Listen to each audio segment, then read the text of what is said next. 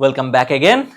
আগের ভিডিওতে আমরা দেখেছি যে কোয়ার্টি লেআউট তৈরি করা হয়েছিল একটা ক্লেভার ইঞ্জিনিয়ারিং সলিউশন হিসেবে টাইপরাইটারের মেকানিক্যাল জ্যাম আটকানোর জন্য। কিন্তু এত ফেমাস একটা লেআউট নিয়ে ইন্টারনেটে অনেক গল্পগুজব আর মিথস ছড়িয়ে আছে। চলো আজকে ফ্যাক্ট আর ফিকশন আলাদা করা যাক। It's time to bust some myths. Myth number 1, QWERTY তৈরি করা হয়েছিল যাতে ইচ্ছাকৃতভাবে টাইপিং স্লো করা যায়। এটা একটা ক্লাসিক এক্সাজারেশন।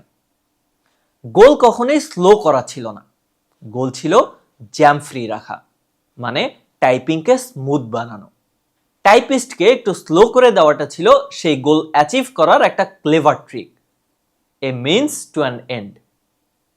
দুটোর মধ্যে কিন্তু অনেক ডিফারেন্স। আসল উদ্দেশ্য ছিল এফিসিয়েন্সি বাড়ানো, কমানো নয়। মিথ নাম্বার 2, লেআউটটা এমনভাবে ডিজাইন করা হয়েছিল যাতে সেলসম্যানরা শুধু টপ রো ইউজ করে টাইপরাইটার শব্দটা টাইপ করতে পারে।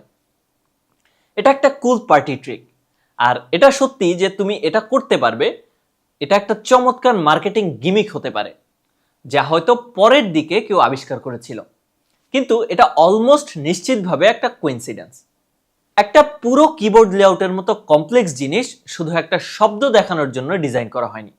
এটা পুরো লেআউটের পেছনের মাস্টার প্ল্যান না। মিথ নাম্বার 3, কোয়ার্টি লেআউটটা আর্গোনমিক বা আরামদায়ক। এটা একটা বিশাল মিথ।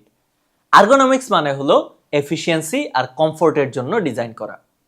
একটা ভালো লেআউটে সবচেয়ে বেশি ইউজ হওয়া লেটারগুলো হোম রোতে থাকার কথা, যেখানে তোমার ফিঙ্গার ন্যাচারালি রেস্ট করে।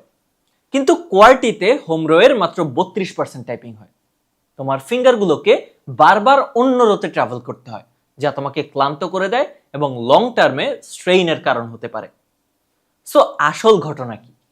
দ্য ফ্যাক্ট ইজ, কোয়ার্টি হচ্ছে 19th সেঞ্চুরির একটা গোস্ট। এটা একটা ক্লেভার হ্যাক যা সেই সময়ের একটা রিয়েল ইঞ্জিনিয়ারিং প্রবলেম সলভ করেছিল।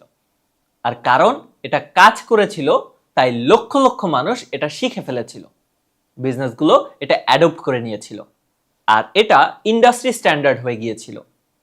ইকোনমিস্টরা একে বলে পাথ ডিপেন্ডেন্স, মানে আমরা একটা পাথ ইউজ করি কারণ হিস্টোরিক্যালি সবাই ওই পথেই হেঁটেছে। রাস্তাটা সবচেয়ে ভালো সেজন্য নয়। কোয়ার্টি মার্কেটে প্রথম এসেছিল, আর ফার্স্ট মুভার অ্যাডভান্টেজের কারণে এটা টিকে গেছে। এর মানে হলো কোয়ার্টি বেস্ট লেআউট না, এটা শুধু ফার্স্ট সাকসেসফুল লেআউট। আর এই সত্যিটা জানা তোমার জন্য খুব ইম্পর্টেন্ট, কারণ এটা প্রুফ করে যে আজকের মডার্ন কম্পিউটারের জন্য আরো বেটার, আরো এফিশিয়েন্ট লেআউট থাকা সম্ভব। সো কিভাবে আমরা এই মেকানিক্যাল সলিউশন থেকে আজকের ডিজিটাল কিবোর্ডে আসলাম, সেটাই আমাদের নেক্সট স্টপ। দেখা হচ্ছে পরবর্তী লেসনে।